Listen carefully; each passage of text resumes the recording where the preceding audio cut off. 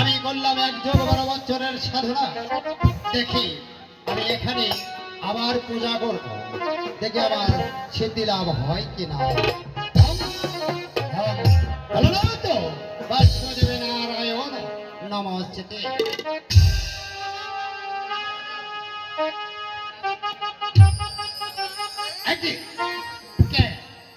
তুমি মানবী না দানবী? যদি মানবী হও তাহলে আমার সম্মুখে কথা বলো, আর যদি কোনো দানবী হয়ে থাকো তাহলে ভস্ম হয়ে যাও। আমি তোমার মেয়ে পদ্মা বাবা। আমার মেয়ে পদ্মা? হ্যাঁ, তোমার মেয়ে পদ্মা। আমার কোনো জাতি ছেলে মেয়ে নেই বাবা। তুমি মনে করে দেখো, তোমার কি মনে পড়ছে না? না। তবে বইটা কি বলে দেবো? হ্যাঁ, তুমি বলো, আমি শুনি। এই যে শিব যায় তার পূজায়া দিতে কাহালি গো ঔষাবনে। এই যে শিবের মনি পহিলার পোলা ফুলের মাঝে।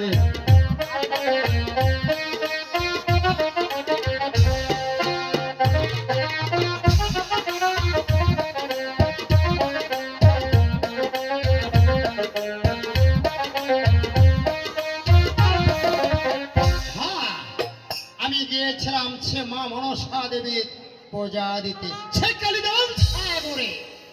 সেখানে আমার মনে টলে যায়। আমি সেই মনে রেখেছিলাম পদ্মপাতে।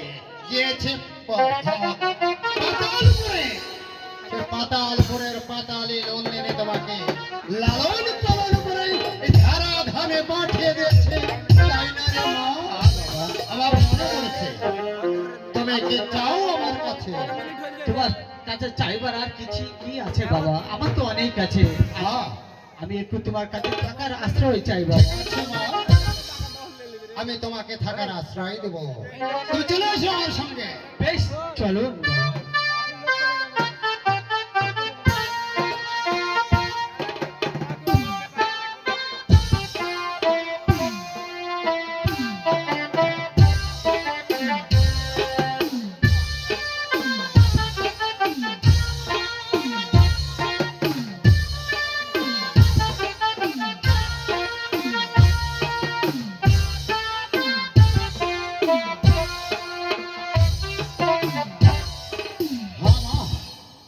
দেখতে পাচ্ছিস চার ভেটায় 4টি চণ্ডী মন্ডি ঘর রয়েছে। তুমি এই দক্ষিণ মণ্ডপ ঘরে থাকবা, কখনো ভুল করি অন্য কোনো মণ্ডপে যাবে না। বেশ বাবা, আপনার রানের সাথে উপযুক্ত পালন করবো। যদি যাও তাহলে তোমার ক্ষতি হতে পারে। বেশ বাবা। ঠিক আছে মা, তুমি আড়ালে যাও। কোথায় পার্বতী?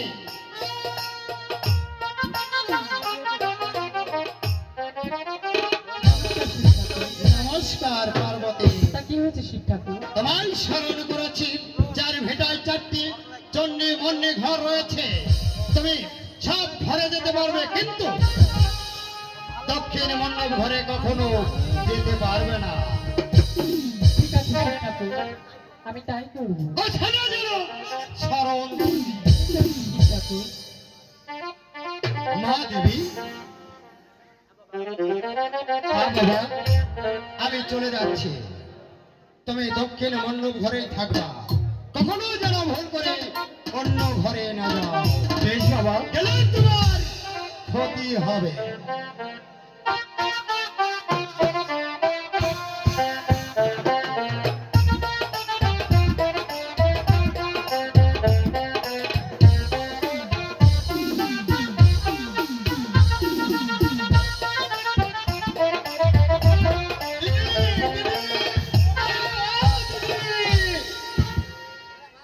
দিদি, কি হয়েছে দাদা? আমাকে কি জন্য ডাকলে দাদা?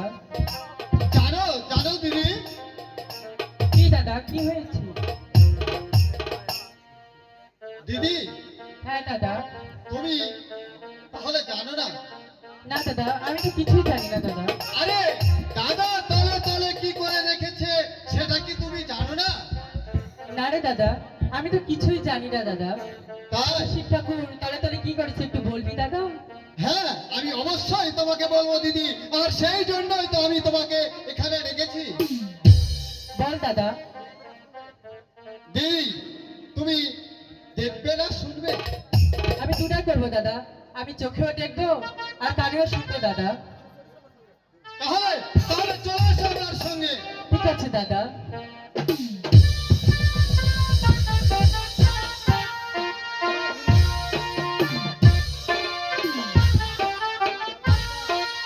এই যে দেখো দিদি,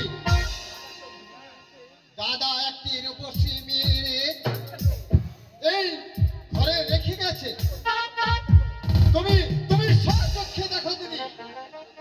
তাই তো দাদা, আমি তাই তো দেখছি। মনে হয় শিব ঠাকুর দ্বিতীয় বিয়ে করবে বলে এই অপূর্ব কন্যাকে এখানে এনে রেখেছে দাদা। দাদা, তবে তুমি একটু সরে দাঁড়াও, আমি এর মজা দেখাচ্ছি দাদা। ঠিক আছে দিদি।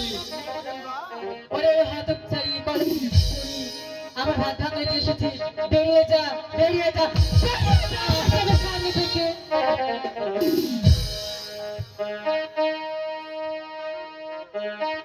আমায় মেরে না আমার পাই ধরি, আমায় মেরে না আমার পাই ধরি, আমার শিবের জাতি কোটা আপনা